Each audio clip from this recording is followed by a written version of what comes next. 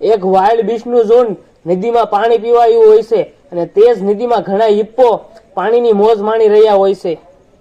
એકલામાં જ એક મગર વાઇલ્ડ બીસ્ટને પકડી લેશે અને તેને ઢસડીને ઊંડા પાણીમાં લઈ જવાની કોશિશ કરે છે.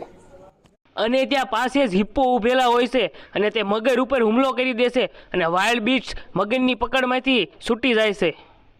તમને એવું લાગી રહ્યું હોય છે કે હિપ્પોને વાઇલ્ડ બીસ્ટ ઉપર દયા આવી ગઈ છે અને તેને બચાવવા માટે તેણે મગર ઉપર હુમલો કર્યો છે, પણ એવું નથી. હિપ્પો એક શાકાહારી અને ખૂબ જ ગુસ્સેલ સ્વભાવનું પ્રાણી છે અને તેના ઇલાકામાં કોઈ બીજું પ્રાણી આવે તો એને બિલકુલ પસંદ નથી.